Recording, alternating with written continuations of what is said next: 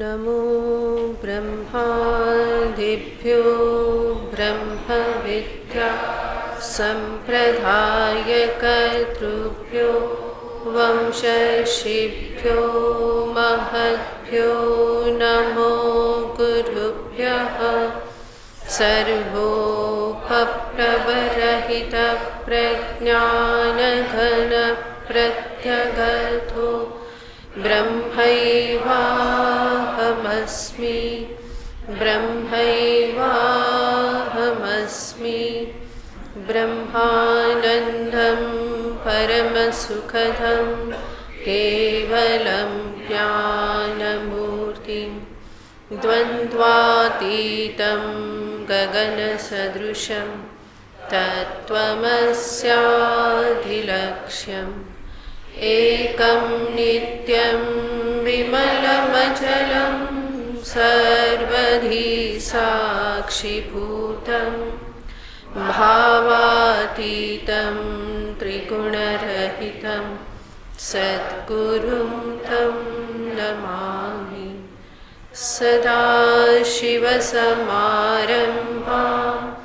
शङ्कराचार्यमध्यमाम् पर्यन्तां वन्दे गुरुपरम्परां। श्रुतिस्मृतिपुराणानाम् आलयं करुणालयं नमामि भगवत्पादं शङ्करं लोकशङ्करं शङ्करं शङ्कराचार्यं केशवं बादरायणं सूत्रभाष्यकृतौ वन्दे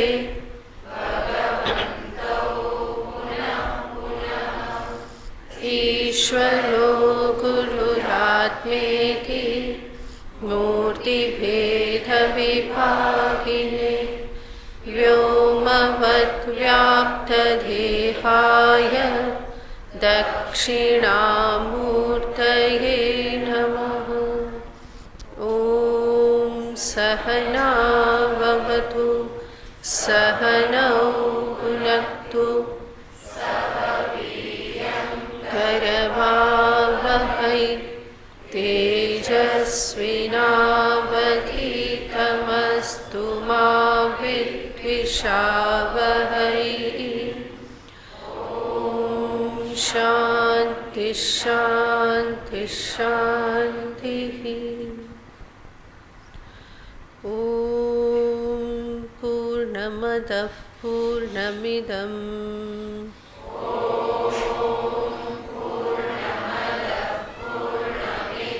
पूर्णात् पूर्णमुदच्यते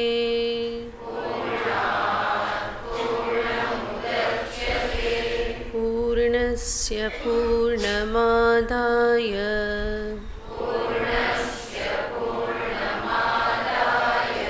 पूर्णमेवावशिष्यते।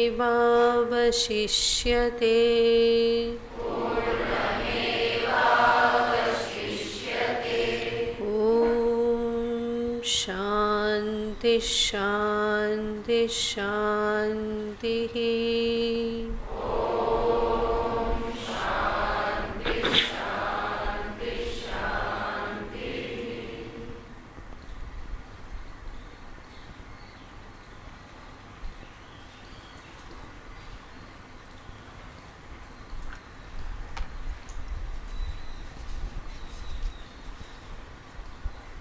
चौथो मंत्र।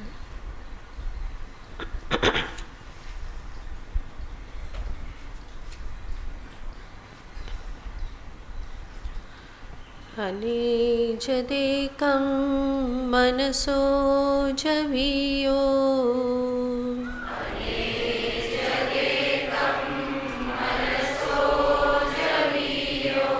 नैन देवा आप्नुवन् पूर्वमर्षत्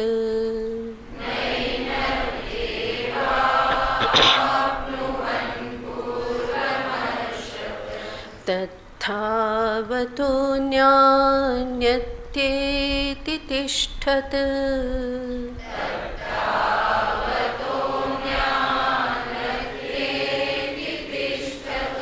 तस्मिन्नपो मातरिश्वा दधाति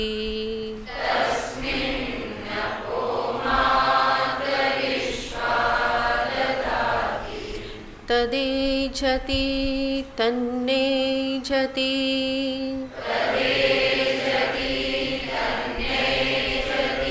तद्दूरे तद्वन्तिके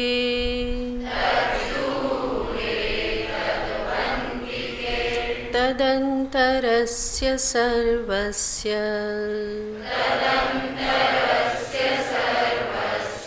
तदु सर्वस्यास्य बाह्यतः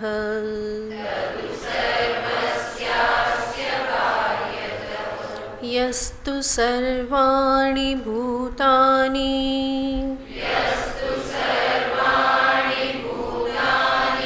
आत्मन्येवानुपश्यति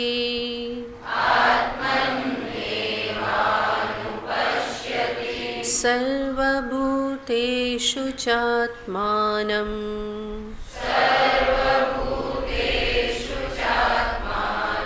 ततो न विजुगुप्सते यस्मिन् सर्वाणि भूतानि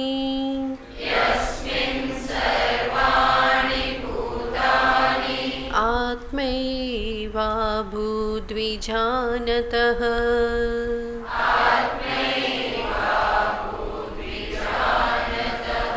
तत्र को मोहकः शोकः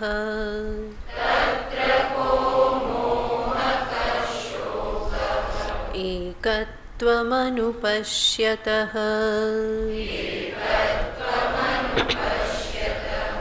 सपर्यगाच्छुक्रमकायमव्रणम्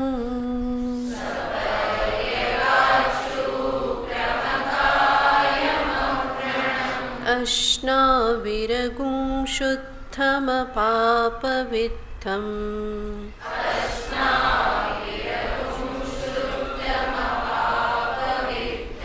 कविर्मनीषी परिभूः स्वयंभूः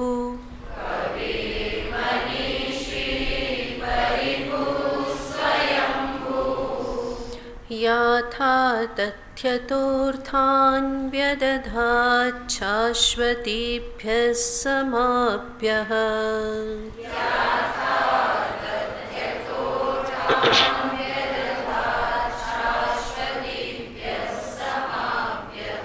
अन्धं तमः प्रविशन्ति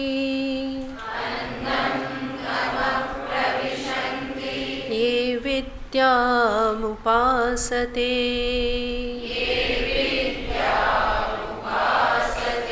ततो भूय इव ते तमो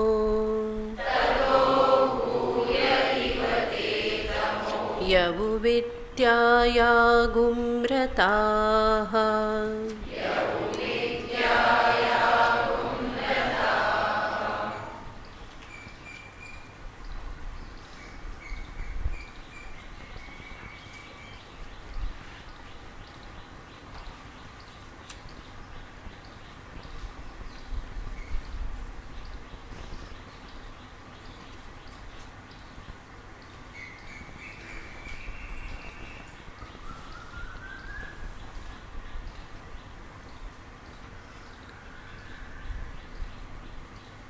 સમસ્ત વેદશાસ્ત્રમાં ત્રણ સાધનનો ઉપદેશ છે: કર્મ, ઉપાસના અને જ્ઞાન. કર્મ, ઉપાસના અને જ્ઞાન જેના જીવનમાં આવ્યા એનું જીવન પૂર્ણતાને પ્રાપ્ત થાય છે, એનું જીવન સફળ થાય છે. કર્મ, ઉપાસના અને જ્ઞાનથી મનુષ્યના વ્યક્તિત્વનો પૂર્ણ વિકાસ થાય અને એનાથી એના જીવનનું સાફલ્ય પણ સિદ્ધ થાય છે. કર્મ જે છે એ મનુષ્યને એક સજાગ ક્રિયાશીલ વ્યક્તિત્વ પ્રદાન કરે છે. એટલા માટે જ કર્માનુષ્ઠાનનું મહત્ત્વ છે.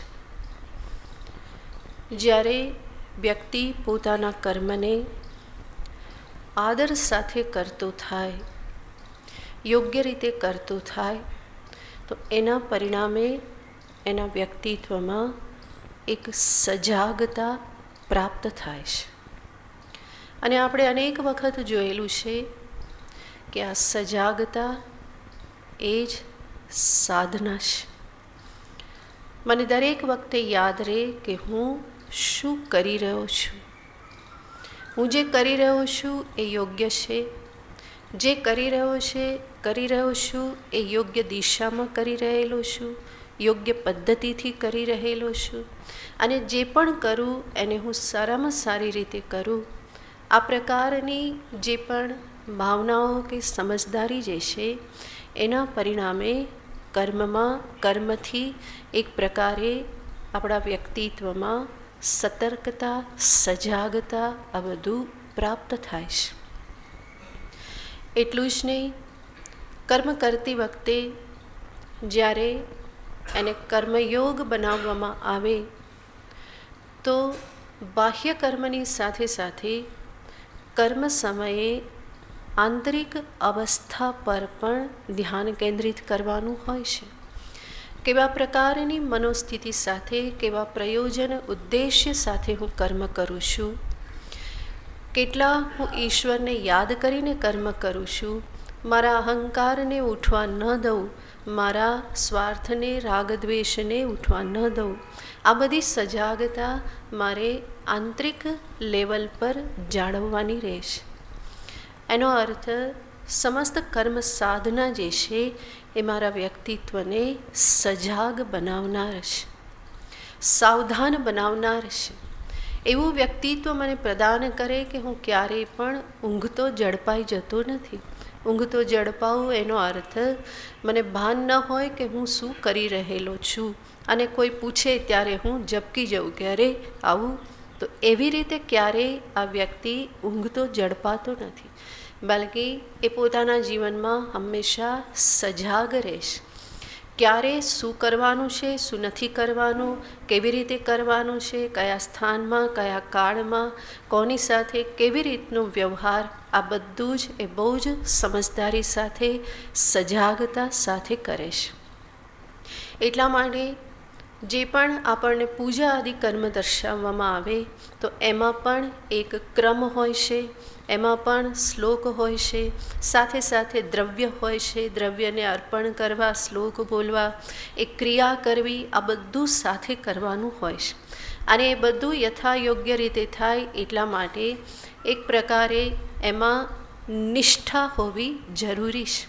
હું ત્યાં જ રહું અને એ કર્મને સારામાં સારી રીતે કરું.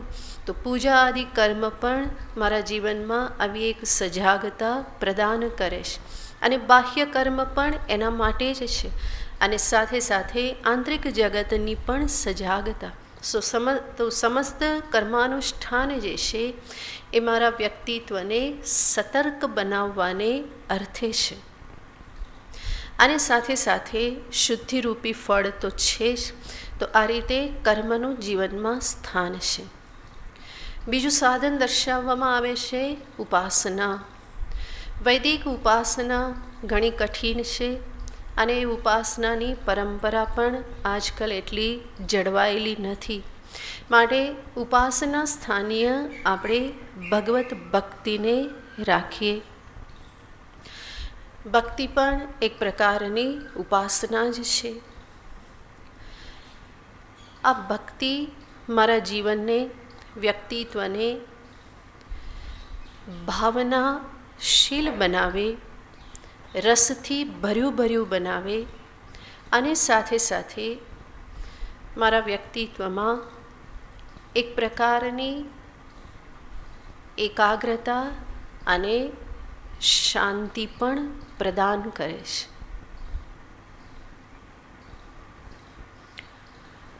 આપણે જાણીએ છીએ મનુષ્ય ભાવનામય છે, એ લાગણીશીલ છે, અને એના આ જે લાગણીમય એનું જે વ્યક્તિત્વ છે, ઇમોશનલ પર્સનાલિટી, એને સમૃદ્ધ કરવાનું કે એને સંવારવાનું કામ ઉપાસના કે ભક્તિ કરે છે. લાગણીઓ જગતમાં વહી જઈ અને મને બરબાદ ન કરી દે, પરંતુ એ લાગણીઓને હું એવી રીતે મારા જીવનમાં એને નિયંત્રિત કરું, એને કેળવું, એવી દિશામાં હું એને પ્રવાહિત કરું કે લાગણીઓ પણ મને મારા જીવનમાં વિકાસ સાધવા માટેનું એક એ સાધન બની જાય. તો એના માટે ભક્તિ ઉપાસના છે. લાગણીના સ્તરે મને એક પરિપક્વતા પ્રદાન કરે, સાથે સાથે ઈશ્વરની સાથે મારી ભાવનાઓ જ્યારે જોડાય તો એ ભાવનાઓ મને ઉદ્વિગ્ન બનાવતી નથી, પરંતુ એ ભાવનાઓથી મારા અંતરની વાસનાઓ શુદ્ધ થાય, જેના પરિણામે મારું વ્યક્તિત્વ શાંત બને છે. એટલું જ નહીં, ભક્તિ કે ઉપાસના જે છે એ મારા મનમાં, વ્યક્તિત્વમાં એક પ્રકારની એકાગ્રતા પ્રદાન કરે છે, સ્થિરતા પ્રદાન કરે છે.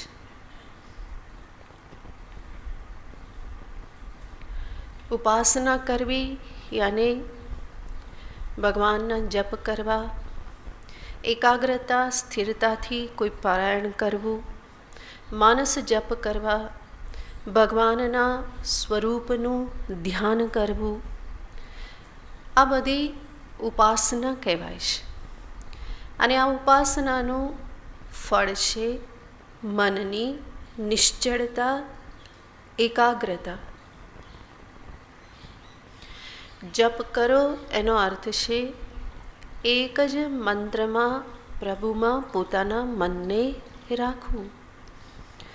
ઓમ નમઃ શિવાય બોલ્યા તો એ પંચાક્ષર મંત્રમાં મન રહે, અને નહીં તો પંચાક્ષર મંત્રનો જે અર્થ છે ભગવાન સદાશિવ મહાદેવ, એનું સ્મરણ રહે, તો એ ફરી ફરીને એ જ મંત્રનું ઉચ્ચારણ, બીજા કોઈ શબ્દ મારી જીહવા પર ન આવે, બીજો કોઈ વિષય મારા મનમાં ન આવે, એના માટે આ જપ સાધના છે. ફરી ફરીને એક જ મંત્રનું ઉચ્ચારણ, એનો અર્થ મનને આપણે એ અભ્યાસ કરાવીએ છીએ કે આટલામાં જ રહેવાનું છે. બીજા કોઈ શબ્દનો આધાર લીધા વગર આ જ મંત્રાર્થ, મંત્ર શબ્દ અને મંત્રનો અર્થ જે ઈષ્ટ ઈશ્વર જે છે એટલામાં જ મન રહે, એવા પ્રકારનો અભ્યાસ જે છે એ છે જપરૂપી સાધના. ભગવાનનું ધ્યાન કરીએ તો ભગવાનના ચરણથી પ્રારંભ કરી અને મસ્તક પર્યંત એક એક અંગ ઉપર મનથી ત્યાં એકાગ્ર થઈ પ્રભુનું ધ્યાન કરીએ. એનો અર્થ આપણે મનને એ અભ્યાસ કરાવીએ છીએ કે આટલામાં જ તારે રહેવાનું છે, પ્રભુના ચરણથી પ્રભુના મસ્તક સુધી. આવન જાવન કરવી હોય તો ક્યાં કરવી? ચરણથી મસ્તક સુધી. ઉપર નીચે આટલામાં થાવ, બીજે ક્યાંય ઉપર નીચે થવાનું નહીં. તો ભગવાનનું ધ્યાન જે છે એ પણ મને એક જગ્યાએ રહેવાનો અભ્યાસ કરાવે છે, મારા મનને એ આદત પડે છે. તો ઉપાસના રૂપી સાધના કે ભક્તિ જે છે એ આ રીતે મારા વ્યક્તિત્વને, ભાવનાઓને યોગ્ય તરફ વાળી અને એક પ્રકારે વ્યક્તિત્વને સમૃદ્ધ બનાવે છે, સાથે શાંત બનાવે છે અને મનની એકાગ્રતા પ્રદાન કરે છે. આ છે ભગવત ભક્તિનું ફળ. જ્યારે આ પ્રમાણે સજાગ સતર્ક, ભાવનાઓથી સમૃદ્ધ, શાંત, એકાગ્ર વ્યક્તિત્વ પ્રાપ્ત થાય તો એવું વ્યક્તિત્વ ધરાવનાર વ્યક્તિ આત્મજ્ઞાનની અધિકારી બને છે. તો કર્મ, ઉપાસના જ્ઞાનને માટે અધિકારી બનાવનાર છે. અને એ આત્મજ્ઞાનથી મનુષ્યના જીવનનું સાફલ્ય સિદ્ધ થાય છે. તો આ મનુષ્યને માટે અધ્યાત્મ માર્ગ છે કે જે ધૈર્યપૂર્વક એણે પાર કરવાનો રહે. આ બધું કામ જટાપટ 2-4 દિવસમાં થનારું નથી. કર્મનું અનુષ્ઠાન દીર્ઘકાલ પર્યંત કરવું પડે. એવી જ રીતે ઉપાસના પણ દીર્ઘકાલ પર્યંત કરવી પડે. અને જ્ઞાન સાધના પણ કાળની અપેક્ષા રાખે જ છે. તો આ રીતે કર્મ, ભક્તિ અને જ્ઞાન આ 3 મુખ્ય સાધન છે. અને આ 3 સાધનથી જ આધ્યાત્મિક સાધના થાય છે. કોઈ એકમાત્રને સ્વીકાર કરવામાં આવે તો વ્યક્તિત્વ એકાંગી બની રહેશે. અને એવા વ્યક્તિત્વથી પૂર્ણતાની ઉપલબ્ધિ થતી નથી. માટે ઉપનિષદ અહીંયા કહેશે કર્મ અને ઉપાસના આ બંનેનો જીવનમાં સમુચ્ચય થવો જોઈએ. તો એને જ દર્શાવવા માટે આપણે ગઈ વખતે વિચાર કર્યો તો 3 વિકલ્પ છે: કેવલ કર્મ, કેવલ ઉપાસના અને કર્મ ઉપાસનાનો સમુચ્ચય. કેવલ કર્મનું પણ પોતાનું સ્થાન છે, ઉપાસનાનું પણ સ્થાન છે. પણ ઉપનિષદ આપણને દર્શાવવા માગે છે જો તું કેવલ કર્મ કરીશ તો ઉપાસનાના ફળથી વંચિત રહી જઈશ. કેવલ ઉપાસનામાં લાગી જઈશ તો કર્મના ફળથી વંચિત રહી જઈશ. અને પરિણામે વ્યક્તિત્વનો વિકાસ નહીં થાય. માટે ઉપનિષદને ઇષ્ટ છે કે મનુષ્ય જીવનમાં કર્માનુષ્ઠાન પણ કરે અને સાથે સાથે ઉપાસના, ભક્તિ પણ જીવનમાં કરે. અને એ સમુચ્ચયને વિશેષ રૂપે દર્શાવવાને માટે ઉપનિષદ કહેશે કે અંધમ તમઃ પ્રવિશંતિ એ વિદ્યામ ઉપાસતે. જે કેવલ કર્મમાં જ પડ્યો રહેશે એ અંધકારમાં પ્રવેશ કરે છે. અને જે કેવલ ઉપાસના કરે છે એ તો ઘોર અંધકારમાં જાય છે. આ પ્રમાણે ઉપનિષદે કહ્યું. અને આપણે એનો અર્થ જોયેલો હતો કે કેવલ કર્મ કરે, જરૂર કર્મનું ફળ છે ભૌતિક સમૃદ્ધિ ઇહલોકમાં. અને એ જ કર્મનું બીજું ફળ કહેવામાં આવે છે પરલોક, ઉર્ધ્વલોકની પ્રાપ્તિ, સ્વર્ગાદિ લોકની પ્રાપ્તિ.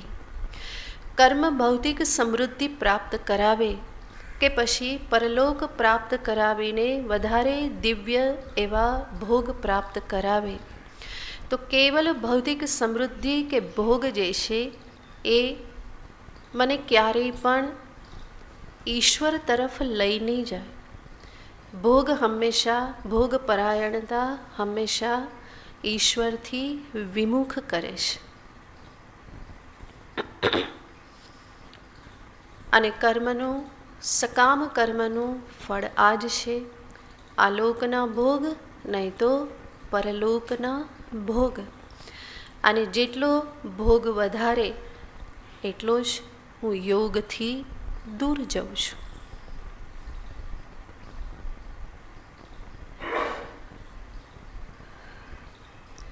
અને જેટલી ભોગ પરાયણતા વધારે એટલી જ બહિર્મુખતા પણ વધે. અને જેટલી બહિર્મુખતા વધે એટલી જ મારી આત્મખોજ, સત્યની ખોજ જે છે એ ઢીલી પડે છે. એનાથી હું દૂર જાઉં છું. પરાંચિખાની વ્યતૃણત સ્વયંભુઃ તસ્માત પરાંગ પશ્યતિ નાંતરાત્મન. યમરાજાએ નચિકેતાને કહ્યું હતું પરાંચી ખાની, આ બધી ઇન્દ્રિયો કેવી છે? બહિર્મુખ છે. અને એટલા માટે એ બહિર્મુખ ઇન્દ્રિયોથી ભોગમાં રચ્યો પચ્યો રહેનારો પણ શેનું દર્શન કરવાનો? તો કે બાહ્ય વિષયોનું જ દર્શન કરવાનું. ન અંતરાત્મન, એ આત્માનું, અંતરાત્માનું દર્શન કરી શકશે નહીં.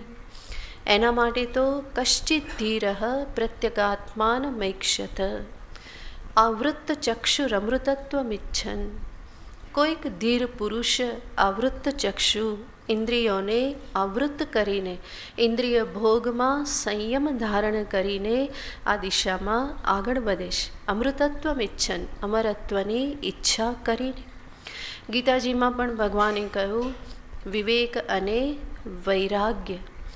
જ્યાં સુધી આ મોહ કલીલને બુદ્ધિ પાર કરતી નથી, યદા તે મોહ કલીલમ બુદ્ધિર વ્યતિતરિષ્યતિ તદા ગંતાસી નિર્વેદમ શ્રોતવ્યસ્ય શ્રુતસ્ય ચ. જ્યારે મોહ કલીલને, મોહરૂપી કીચડને તારી બુદ્ધિ પાર થઈ જશે, ત્યારે તારા અંતરમાં વૈરાગ્યનો ઉદય થશે.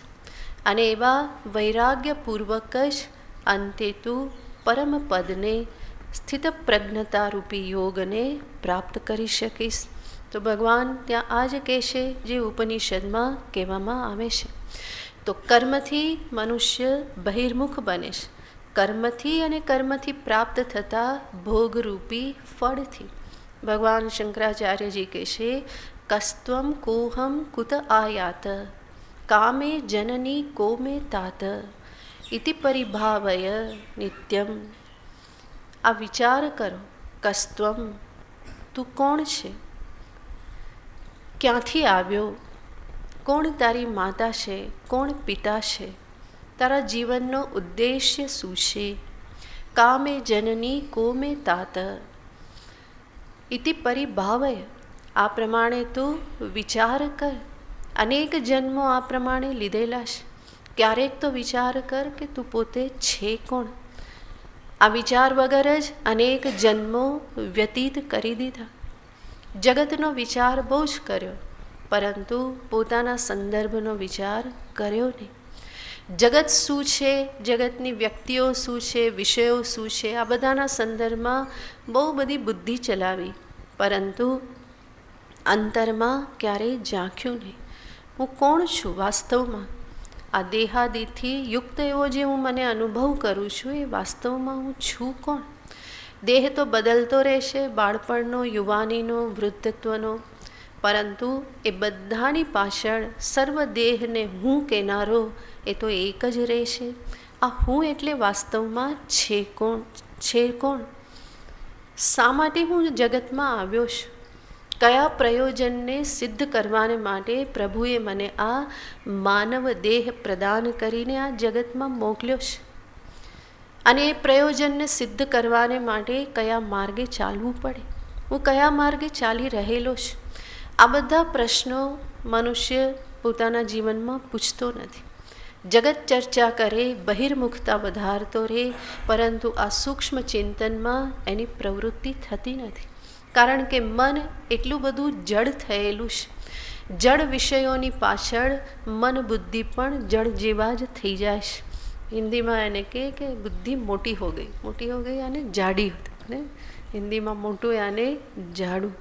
તો કે તે ચર્ચા નહીં કરતે, વેદાंत श्रवण नहीं करते, चिंतन नहीं करते, तो बुद्धि मोटी हो जाती. અને બુદ્ધિ મોટી થઈ જાય, જાડી થઈ જાય, તો એ સૂક્ષ્મ વિષયમાં પ્રવેશી ના શકે. તો વિષય ચિંતન મનુષ્યની બુદ્ધિને જાડી જ બનાવે છે. આપણે પણ કહીએ કે આ જાડી બુદ્ધિનો છે. એ જાડી બુદ્ધિનો એનો અર્થ શું? એ સૂક્ષ્મ વિષયમાં ચિંતન કરવાને એ સમર્થ નથી. એની બુદ્ધિ એ સૂક્ષ્મ વિષયમાં પ્રવેશ કરતી જ નથી. જેવી રીતે જાડો દોરો સોયના નાકામાં પ્રવેશ ના કરે, એવી જ રીતે જાડી બુદ્ધિ જે છે એ પણ આ સૂક્ષ્મ ચિંતનમાં પ્રવેશ કરી શકતી નથી. તો ભોગ પરાયણતા મારી બુદ્ધિને સ્થૂળ બનાવે છે, જાડી બનાવે છે, અને એટલા માટે આત્મચિંતનથી એ હંમેશા દૂર રહેશે. માટે ઉપનિષદ અહીંયા કહેશે કે કેવલ કર્મમાં રહેશો તો બુદ્ધિ કેવી બની રહેશે? જાડી બની રહેશે. ભોગ પરાયણતાથી હંમેશા બહિર્મુખતા જ જીવનમાં વધતી રહેશે. પછી આ લોકના ભોગ હોય કે પરલોકના જે પણ ભોગ દર્શાવવામાં આવે છે, એ લોકના ભોગ હોય, એ બધા જ ભોગ શું કરે છે? બુદ્ધિને સ્થૂળ બનાવે છે, બહિર્મુખ બનાવે છે. માટે ઉપનિષદ કહેશે, અંધમ તમઃ પ્રવિશંતિ યે અવિદ્યામુપાસતે. આગળ કહેશે કે એના કરતાં પણ વધારે અંધકારમય લોકમાં પ્રવેશ કરે છે. કોણ? તતો ભૂય ઇવ તે તમઃ યવુ વિદ્યાયામ્રતા. વિદ્યા શબ્દનો અર્થ ઉપાસના થાય છે. ઉપનિષદમાં આપણે જોયું હતું. ઉપાસના, કેવલ ઉપાસનામાં રત રહેનારો વધારે અંધકારમય લોકમાં પ્રવેશ કરે છે. શા માટે આવું કહે છે? સમાન સિદ્ધાંત લાગુ પડે છે. કર્મથી જેટલા ભોગ પ્રાપ્ત થાય છે, ઉપાસનાનું ફળ એના કરતાં અનેક ગણું છે. અને એટલા માટે ઉપાસનાથી ફરી અનેક પ્રકારના અને સૂક્ષ્મ ભોગો પ્રાપ્ત થાય છે. તો સામાન્ય ભોગમાં પણ મનુષ્યનું મન અટવાઈ જાય છે, તો ઉપાસનાથી પ્રાપ્ત થયેલા ભોગ જે છે એમાં તો એ વધારે અટવાઈ જવાનો. તો ઉપાસનાનું ફળ વધારે ઉચ્ચ લોકની પ્રાપ્તિ, વધારે દિવ્ય સૂક્ષ્મ ભોગોની પ્રાપ્તિ આ ઉપાસનાનું ફળ છે. અને એના પરિણામે મનુષ્ય વધારે સૂક્ષ્મ ભોગમાં વધારે એ ભોગ પરાયણ થશે.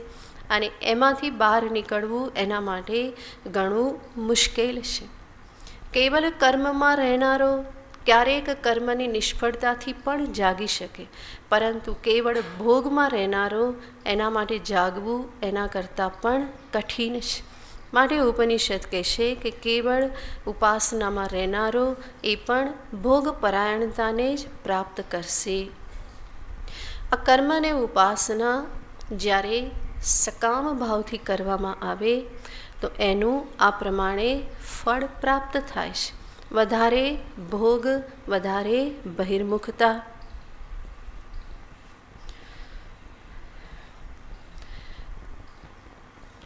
આવું ક્યાંથી લાવ્યા? તો ઉપનિષદ સ્વયં કહેશે, ઉપનિષદના ઋષિ સ્વયં કહેશે, આવું અમે અમારા ગુરુજી પાસેથી સાંભળ્યું છે. આગળના મંત્રમાં કહેશે, અન્ય દેવાહુર્વિદ્યયા અન્યદાહુરવિદ્યયા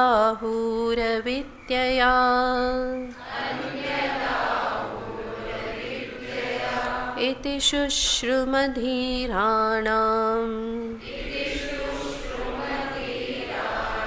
येनस्तद्विचक्षिरे.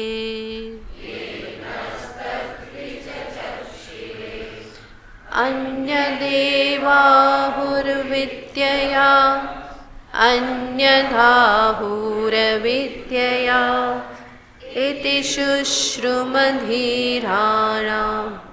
येनस्तद्विचक्षिरे. અન્યત એવ આહુહુ વિદ્યયા. ઉપાસનાનું એક અન્ય ફળ કહેવામાં આવ્યું છે.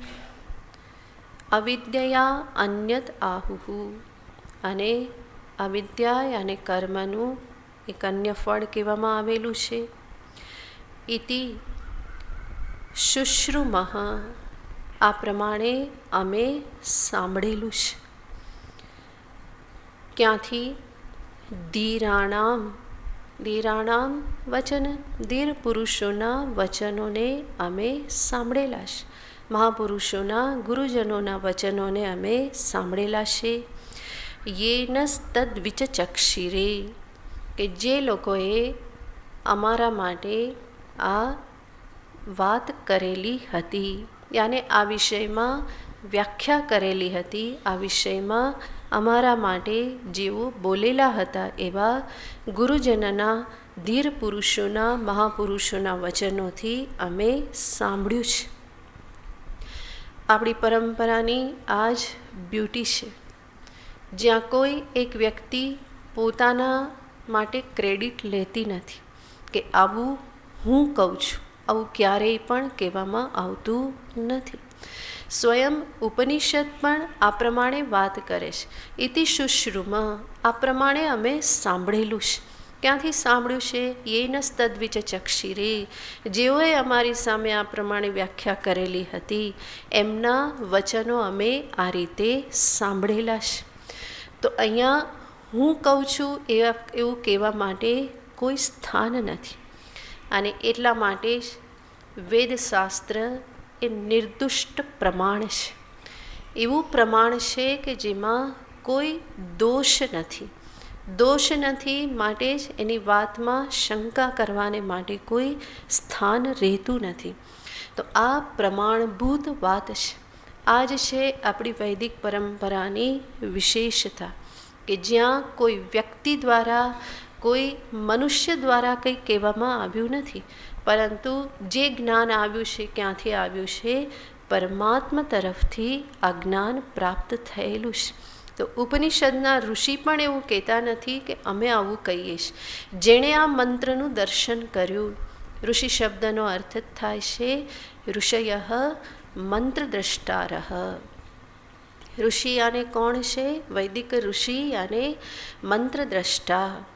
પરમાત્માનું આપેલું જ્ઞાન, જે મંત્રનું દર્શન ઋષિઓને એમની સમાધિ અવસ્થામાં થયેલું છે. તો ઋષિ સ્વયં આ મંત્રના કર્તા નથી, પરંતુ મંત્રના દ્રષ્ટા છે. તો એવા ઋષિ પણ શું કે અમે આ પ્રમાણે સાંભળેલું છે, જોયેલું છે કે સાંભળેલું છે. તો ઇતિ શુશ્રુમ, અમે સાંભળેલું છે. તો કોઈ પણ વેદાંતના આચાર્ય, વેદાંતના ગુરુજન ક્યારેય પણ એવું નહીં કે હું આ પ્રમાણે કહું છું, પરંતુ હંમેશા કયો શબ્દ આવતો રહેશે? શાસ્ત્ર આ પ્રમાણે કહેશે, આચાર્યોએ આ પ્રમાણે કહેલું છે. તો એને અહીંયા ઉપનિષદ દર્શાવે છે. જે સમય અને દેશથી નિરપેક્ષ એવું નિત્યનું શાશ્વત જ્ઞાન જે છે, સનાતન જ્ઞાન જે છે, એને જ વૈદિક જ્ઞાન કહેવામાં આવે છે. એટલે જ એને સનાતન ધર્મ કહેવાય છે. સનાતન ધર્મ અને દેશકાલથી નિરપેક્ષ એવો ધર્મ. અમુક જ દેશમાં, અમુક જ કાળમાં, અમુક જ લોકોના ગ્રુપને લાગુ પડે એવું નહીં, પરંતુ આ પૃથ્વી પરના સમસ્ત જીવોને માટે જે ધર્મ છે, જ્ઞાન છે, એને કહેવાય છે સનાતન ધર્મ. એ વૈદિક ધર્મને જ સનાતન ધર્મ, સનાતન જ્ઞાન શબ્દથી કહેવામાં આવે છે. યેનસ્તદ વિચચક્ષિરે, વિચચક્ષિરે સંસ્કૃતમાં ચક્ષિંગ ધાતુ છે. જે ચક્ષિંગ ધાતુ જોવા, બોલવા બંને અર્થમાં વપરાય છે. તો વિચચક્ષિરે યાને જે અમારી સમક્ષ, અમારા માટે, અમને જ્ઞાન આપવાને માટે જે મહાપુરુષો બોલેલા હતા, એમની પાસેથી અમે આ સાંભળેલું છે. નહીં તો વિચચક્ષિરે એ જોવાના અર્થમાં પણ વપરાય છે. તો આ ઉપનિષદની વેદ મંત્ર, વેદ જ્ઞાનની મહત્તા છે, કે જ્યાં હંમેશા આ રીતે પરંપરાને મહત્ત્વ આપવામાં આવે છે. કેનોપનિષદમાં પણ ગુરુજી શિષ્યને કહે છે, બ્રહ્મના વિષયક પ્રશ્ન પૂછવામાં આવ્યો ત્યારે એના ઉત્તરમાં આચાર્ય એને કહેશે કે બ્રહ્મ તત્વ યાને કયું તત્વ છે? તો કહેશે જે વિદિતથી અન્ય છે, અવિદિતથી પણ અન્ય છે. અન્ય દેવ તદ વિદિતાત અથો અવિદિતા દધી. આવી રીતે બ્રહ્મ તત્વનું ત્યાં નિરૂપણ કરે છે. અને પછી ગુરુજી શિષ્યને કહેશે, અમારી સમક્ષ અમારા ગુરુજીએ બ્રહ્મ તત્વનું આ રીતે નિરૂપણ કરેલું હતું, અને આ સિવાયની બીજી કોઈ પ્રક્રિયા અમે જાણતા નથી. વાત પૂરી થઈ ગઈ. આ જ પ્રક્રિયા છે, આ રીતે જ નિરૂપણ કર્યું હતું, આ રીતે જ સંભવ બને છે. એ સિવાયની બીજી કોઈ પદ્ધતિ આ તત્વને બતાવવા માટેની નથી. તો ગુરુ સ્વયં કહેશે ઉપનિષદમાં કે અમે બીજી કોઈ રીત જાણતા નથી. અમારા ગુરુજીએ જે રીત અપનાવી હતી અને જે રીતે કહેલું હતું એ રીતે અમે તને કહીએ છીએ. તો ત્યાં પણ આચાર્ય ગુરુજી એ જ કહેશે કે આ કોઈ વસ્તુ હું કહેતો નથી, પરંતુ અમને જે ઉપરથી પ્રાપ્ત થયેલું છે એ જ અમે તારી સમક્ષ વર્ણન કરીએ છીએ. તો ક્યાંય પણ અહંકારને સ્થાન મળતું નથી. અહંકાર ક્યાંય માથું ઉચકતો નથી.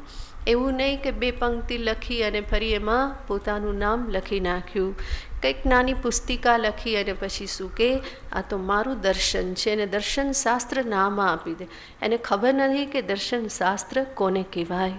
કોઈ પણ પુસ્તકને દર્શન શાસ્ત્રનું લેવલ ક્યારે પ્રાપ્ત થાય, કોને દર્શન શાસ્ત્ર કહેવાય, એના માટેના સિદ્ધાંતો છે સાહિત્યમાં.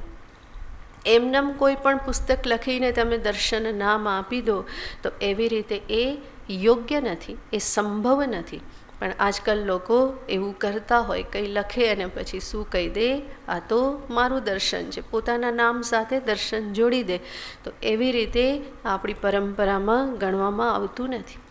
બલકી અધ્યાત્મ માર્ગ જે છે એ માર્ગ તો અહંકાર નિવૃત્તિનો માર્ગ છે. અને એટલા માટે જ કેટલા બધા મહાન ગ્રંથો, મહાન શાસ્ત્રો આપણી પરંપરામાં છે કે જેના રચયિતા કરતા કોણ છે આપણે જાણતા પણ નથી. ક્યાંય પણ એમણે પોતાના નામનો ઉલ્લેખ કર્યો નથી. કેટલા એવા મહાન મહાન ગ્રંથો છે, ખબર પણ નથી પડતી કે આ ગ્રંથ કોણે રચેલો છે. એનું કારણ શું? કારણ એ જ કે એવી કોઈ અંદરમાં એવા કોઈ દખારા નહોતા કે હું પ્રસિદ્ધ થઈ જાઉં અને મને આ નામે બધા હંમેશા ઓળખે. એક જ અંદરથી એક સદ્ભાવના હતી. જે પણ જ્ઞાન મને પ્રાપ્ત થયું છે મારા ગુરુજી પાસેથી, એ જ્ઞાન બીજા જીવોને પણ પ્રાપ્ત થાય તો એના જીવનમાં પણ એને પ્રકાશ મળે, એનું જીવન સફળ થાય, ઉજ્જવળ થાય. અને એટલા માટે જે પણ મળ્યું છે એને એમણે લખી દીધેલું હોય. તો આ સમસ્ત માર્ગ જે છે અહંકાર નિવૃત્તિનો માર્ગ છે. અને એ આપણને ઉપનિષદ આવા શબ્દોથી દર્શાવે છે. ઇતિ શુશ્રુમધીરાણામ યેનસ્તદ્વિચચક્ષિરે. તો કર્મ અને ઉપાસનાનું અન્ય ફળ દર્શાવવામાં આવેલું છે, કહેવામાં આવેલું છે. ઉપનિષદ ઈચ્છે છે કે મનુષ્ય કર્મ અને ઉપાસનાનો સમુચ્ચય જીવનમાં કરે. અને એટલા માટે એ સમુચ્ચયને હવે દર્શાવતા આગળના 11મા મંત્રમાં કહે છે,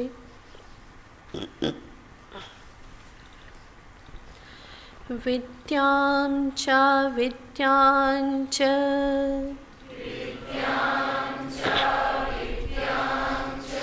યસ્તદ્વેદો ભયગુંસઃ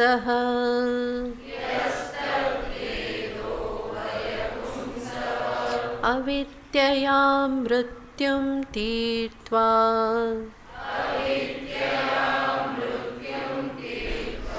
વિદ્યયામૃતમશ્નુતે. વિદ્યાં ચ યસ્તદ્વેદો ભયગુંસઃ અવિદ્યયા મૃત્યુમ તીર્ત્વા વિદ્યયામૃતમશ્નુતે. વિદ્યાં ચ અવિદ્યાં ચ યહ ઉભયં સહ વેદ. વિદ્યા અને અવિદ્યા, અવિદ્યા યાને કર્મ, વિદ્યા યાને ઉપાસના. આ બંનેને જે સાથે જાણે છે યાને સાથે જીવનમાં અપનાવે છે, એને ફળ શું મળે છે? અવિદ્યયા મૃત્યુમ તીર્ત્વા. અવિદ્યાથી મૃત્યુને તરી જઈ, વિદ્યયા અમૃતમ અશ્નુતિ. વિદ્યાથી, ઉપાસનાથી અમૃતત્વને પ્રાપ્ત કરે છે. આ મંત્રમાં મહત્વનો શબ્દ છે ઉભયમ સહ વેદ. સહ સાથે, કર્મની સાથે જે ઉપાસના ભક્તિને રાખે છે, ભક્તિની સાથે કર્મ પણ છે. તો પ્રારંભમાં જે આપણે જોયું એમ કર્મ અને ભક્તિથી વ્યક્તિત્વનો યોગ્ય વિકાસ થાય છે. આ સ્થૂળ વ્યક્તિત્વ અને આપણું સૂક્ષ્મ વ્યક્તિત્વ, physical personality, emotional personality, intellectual personality, આજે આપણા 3 સ્તર છે: શારીરિક, માનસિક, બૌદ્ધિક. આ સર્વ સ્તરે યોગ્ય વિકાસ થાય એટલા માટે કર્મ, ઉપાસના એ બંનેનું જીવનમાં સ્થાન હોવું જોઈએ. તો વિદ્યા અને અવિદ્યા, કર્મ ઉપાસના બંનેને જે સાથે અનુષ્ઠાન કરે છે. અવિદ્યયા મૃત્યુમ તીર્થવા, કર્મથી મૃત્યુને પાર કરી જઈને. આ પ્રમાણે જ્યારે કહેશે અહીંયા સમજવું રહ્યું મૃત્યુ શબ્દનો અર્થ શું. ઉપનિષદમાં મૃત્યુ શબ્દનો અર્થ થાય છે મનુષ્ય દ્વારા થતા રાગદ્વેષ વિષયાસક્તિ પ્રેરિત એવા સ્વાભાવિક કર્મ. સ્વાભાવિક અને વિચાર વગરના, જે કર્મની પાછળ પ્રેરક બળ, ધક્કો મારનાર કોણ છે? અંતરના રાગદ્વેષ. નહીં તો પોતાનો જ અહંકાર, પોતાની વિષયો પ્રત્યેની આસક્તિ. આ બધાના કારણે જે આવેગશીલ બની અને જે એ કર્મ કરતો રહેશે, એવા કર્મોને અહીંયા મૃત્યુ કહેવામાં આવેલ છે. બીજી દ્રષ્ટિએ કહીએ તો પશુતુલ્ય જીવન એ મૃત્યુ છે.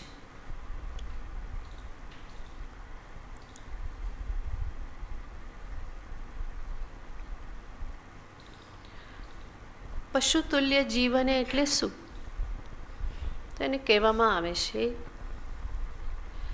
કામવાદ, કામભક્ષ, કામાચાર.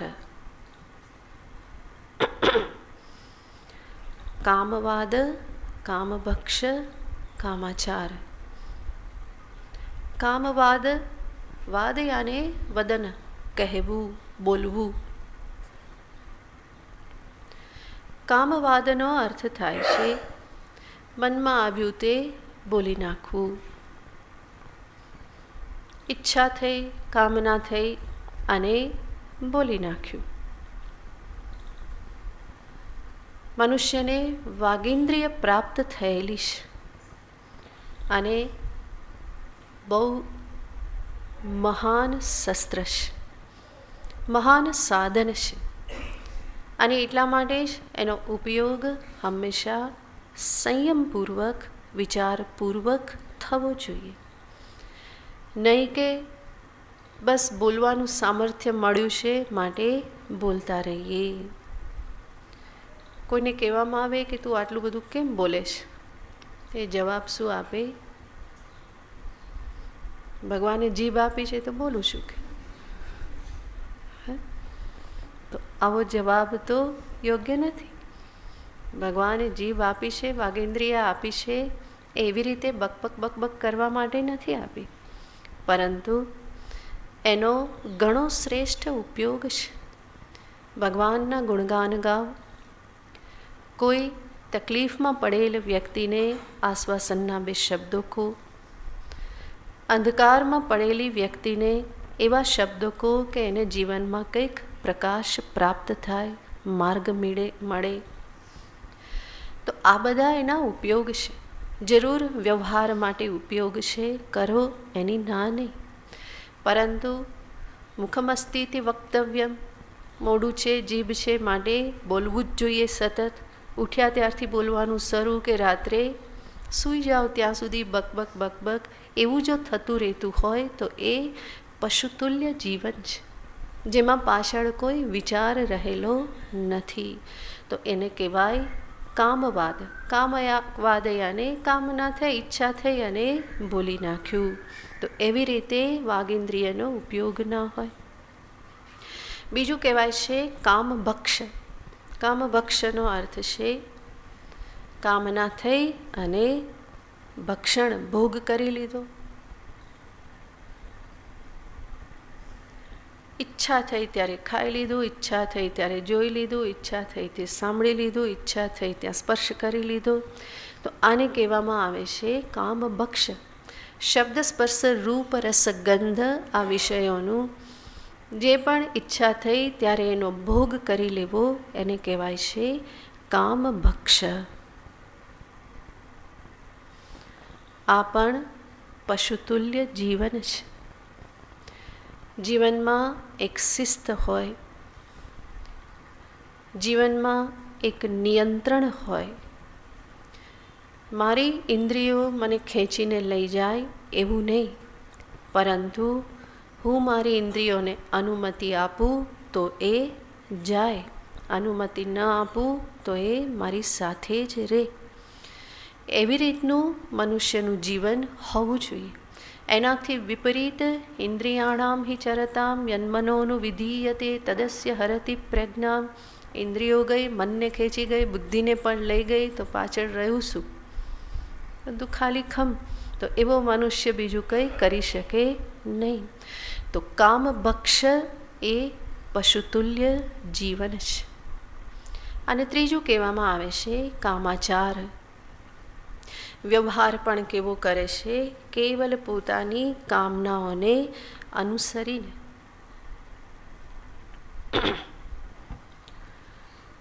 અંતરમાં ઘણી બધી ઈચ્છાઓ થાય, પરંતુ બધી જ ઈચ્છાઓને પૂરી કરવા માટે લાગી જવું એમાં મનુષ્યની ગરિમા નથી. એણે વિવેક કરવો જોઈએ કે કઈ ઈચ્છા પૂર્તિ કરવા યોગ્ય છે, કઈ પૂર્તિ યોગ્ય નથી. પૂર્તિ કરવા યોગ્ય હોય તો પણ એ પૂરી થઈ શકે એમ છે, મારા હાથમાં છે કે મારા હાથમાં નથી. તો આ બધો વિવેક વિચાર કરી અને મનુષ્યએ જીવન જીવવાનું હોય. અને આવું જીવન ક્યારે પ્રાપ્ત થાય? જ્યારે એ પોતાના રાગ, દ્વેષ, આવેગોને વશ થઈને કર્મ કરે ત્યારે નહીં, પરંતુ જ્યારે એ શાસ્ત્રીય કર્મ કરતો થાય, યાને ધર્માચરણ કરતો થાય. શું કરવું જોઈએ, શું ન કરવું જોઈએ, મને શાસ્ત્ર દર્શાવે છે. કોને ધર્મ કહેવાય, કોને અધર્મ કહેવાય. તો હું મારા રાગદ્વેષને વશ થઈને કર્મ ન કરું, પરંતુ શાસ્ત્રને અનુસરીને કર્મ કરું. તો જ્યાં શાસ્ત્રીય કર્મનું અનુષ્ઠાન પ્રારંભ થાય, એનાથી જીવનમાં શું પરિવર્તન આવે છે? ઓકે, કામવાદ, કામભક્ષ, કામાચારથી હું ધીમે ધીમે મુક્ત થઉં છું. મારા જીવનમાં ધર્મનું આચરણ થાય, જીવનમાં સંયમની સ્થાપના થાય, જીવનમાં વિવેક બુદ્ધિનો ઉદય થાય. આના પરિણામે જે પણ મૃત્યુરૂપ એવું પશુતુલ્ય જીવન હતું એનાથી હું બચી જઉં છું, એને હું પાર કરી જઉં છું. હું ઇન્દ્રિયોના વશમાં નહીં, પરંતુ ઇન્દ્રિયો મારા નિયંત્રણમાં રહે છે. માટે ભગવાન પણ ગીતાજીમાં કહે છે, તસ્માત્ત્વમિન્દ્રિયાણ્યાદૌ નિયમ્ય ભરતર્ષભ પાપમાનમ પ્રજહીયેનમ જ્ઞાન વિજ્ઞાન નાશનમ. ભગવાન અર્જુનને કામ ક્રોધના સંદર્ભમાં કહેશે, અને એમાં પણ કામના સંદર્ભમાં કહેશે કે હે અર્જુન, હે ભરતર્ષભ, તસ્માત્ ત્વમ ઇન્દ્રિયાણી આદૌ નિયમ્ય. સર્વપ્રથમ કાર્ય શું કરવાનું છે? ઇન્દ્રિયોને નિયંત્રિત કરવાની છે. ઇન્દ્રિય પર સંયમ ધારણ કર. કામવાદ કામ ભક્ષ આ તારા માટે યોગ્ય નથી. શરૂઆત ત્યાંથી જ કરવાની છે. માટે ભગવાન કહે છે આદૌ ઇન્દ્રિયાણી સંયમ્ય, સૌથી પહેલાં ઇન્દ્રિય પર સંયમ ધારણ કરીને પાપમાનમ એનમ પ્રજહી. પાપમાનમ પાપ કરાવનાર. પાપ કરાવનાર કોણ છે? આ કામ. એને પ્રજહી, એને તું છોડી દે. અનિયંત્રિત ઈચ્છા, અશાસ્ત્રીય ઈચ્છા અને પ્રજહી. કારણ શું? કારણ કે શું કરે છે? જ્ઞાન વિજ્ઞાન નાશનમ. એ જ્ઞાન અને વિજ્ઞાનનો નાશ કરનારી છે. અને જાણીએ છીએ કે જ્યારે તીવ્ર ઈચ્છા અંતરમાં ઉત્પન્ન થાય તો એ મારા વિવેકને ક્યાંય નષ્ટ કરી દેશે. ઘણું બધું હું અત્યાર સુધી સમજણપૂર્વકનું જીવન જીવેલો હોઉં, ઘણી બધી સમજદારી મેં પ્રાપ્ત કરેલી હોય વાંચન થકી, સત્સંગ થકી, મહાપુરુષોના સાનિધ્ય થકી, પણ ક્યારેક એવી અંતરમાં ઈચ્છા પ્રાપ્ત થઈ જાય અને એ એવું મારું ગળું પકડી લે કે જ્યાં પછી દરેક વિવેક જે છે એ બધો નષ્ટ થઈ જાય છે. બધો ઉપદેશ જે છે એ નષ્ટ થઈ જાય છે. જેનું હું જીવનમાં આચરણ કરતો હતો એનું પણ હવે આચરણ કરવું સંભવ બનતું નથી. તો જાણેલું પણ નષ્ટ થાય છે. વિજ્ઞાન જેનું હું આચરણ કરતો હતો એ પણ મારા માટે સંભવ બનતું નથી. તો એને ભગવાન અહીંયા કહે છે કે પાપમાનમ જ્ઞાન વિજ્ઞાન નાશનમ એનમ કામમ પ્રજહી. હે અર્જુન, આનો તું ત્યાગ કર. તો શાસ્ત્રીય કર્માનુષ્ઠાન યાને શાસ્ત્રીય માર્ગે કરેલા કર્મ, પછી એ કર્મ પરિવારનું પાલન હોય, ધનનું ઉપાર્જન હોય કે પછી અન્ય કોઈ પણ કર્મ જે મને કર્તવ્ય રૂપે પ્રાપ્ત થયેલા છે એને હું ધર્મ માર્ગે કરું, ઉચિત માર્ગે કરું, તો એ કર્મથી જીવનમાં એક પ્રકારની શુદ્ધિ પ્રાપ્ત થાય છે. એ કર્મથી ઉત્પન્ન થયેલ પુણ્ય જે છે મારા મનને શુદ્ધ કરનારું નીવડે છે. અને એવી રીતે શુદ્ધ થયેલા મનમાં ધીરે ધીરે વાસનાઓ પણ ક્ષીણ થતી જાય છે. આવેગો બધા ધીમે ધીમે શાંત થતા જાય છે. તો એવા પ્રકારના કર્મથી સ્વાભાવિક કર્મ પશુતુલ્ય જીવનરૂપ રાગદ્વેષરૂપી આવેશને વશ થઈને થતું અધર્માચરણ આદિ જે છે કે જે મૃત્યુરૂપ છે એને હું પાર કરી જઉં છું. માટે ઉપનિષદ કહે છે અવિદ્યયા મૃત્યુમ તીર્થવા. પશુતુલ્ય જીવનમાંથી હું માનવને યોગ્ય જીવન પ્રાપ્ત કરું છું. એટલું જ નહીં, માનવને યોગ્ય જીવન જીવતા જીવતા હું આગળ જતા દેવ માનવ તુલ્ય જીવન જીવવાને માટે સમર્થ બનું છું. અને હંમેશા માનવે પશુ તરફ નથી જવાનું, પરંતુ દેવત્વ તરફ જવાનું છે. એટલા માટે દૈવી સંપત્તિ દર્શાવવામાં આવે. સદ્ગુણ સંપત્તિ મને દેવત્વ તરફ લઈ જાય છે. અને જો એનું હું જીવનમાં અનુષ્ઠાન ન કરું, એને હું મૂલ્ય ન આપું, તો હું કઈ તરફ જઉં? પશુતા તરફ જઉં. ક્યાંક ને ક્યાંક તો જવાનો જ છું. તો કાં તો નીચે ઉતરું અને કાં તો ઉપર જાઉં. તો ઉપર જવામાં મનુષ્યની ગરિમા છે. અને ત્યારે જ સંભવ બને જ્યારે આ શાસ્ત્રીય માર્ગે હું કર્મનું અનુષ્ઠાન કરું, ધનોપાર્જન ધર્મ માર્ગે કરું, વ્યક્તિઓ સાથે વ્યવહાર પણ ઉચિત રીતે કરું, વાણીનો ઉપયોગ ઉચિત રીતે કરું, ઇન્દ્રિયોનો ઉપયોગ યોગ્ય રીતે કરું. આ બધાથી મારું વ્યક્તિત્વ જે છે એ સુસંગઠિત વ્યક્તિત્વ બને. કર્માનુષ્ઠાન સમજદારીપૂર્વક કરું તો જીવનમાં સમજદારીનું મૂલ્ય હંમેશા વધતું જાય. અને એવી રીતે કરતાં કરતાં જીવનમાં વિવેકનો ઉદય થવો સંભવ બને છે. તો કર્મણા મૃત્યુમ તીર્થવા, અવિદ્યયા મૃત્યુમ તીર્થવા, વિદ્યયા અમૃતમ અશ્નુતે. અંતે ઉપાસનાથી એ અમૃતત્વને પ્રાપ્ત કરે છે. ઉપાસના પણ જ્યારે કરે તો એ ઉપાસના પણ યોગ્ય માર્ગે જ્યારે કરવામાં આવે તો એનું અંતે ફળ મળે છે ક્રમમુક્તિ. સકામ ભાવે ઉપાસનાનું ફળ છે અનેક પ્રકારના ભોગની પ્રાપ્તિ. પરંતુ એ જ ઉપાસના જ્યારે પ્રભુ પ્રીત્યર્થે થાય, ધીમે ધીમે નિષ્કામ ભાવે થવા લાગે તો એ ફરી અંતઃકરણની શુદ્ધિ, અંતઃકરણની એકાગ્રતા પ્રદાન કરનારી નીવડે. અને આવા અંતઃકરણમાં જ્ઞાનની ઉત્પત્તિ પણ સંભવ બને અને ઉત્પન્ન થયેલા જ્ઞાનની સ્થિતિ પણ સંભવ બને છે. અને અંતે એ અમરત્વને પ્રાપ્ત કરે છે.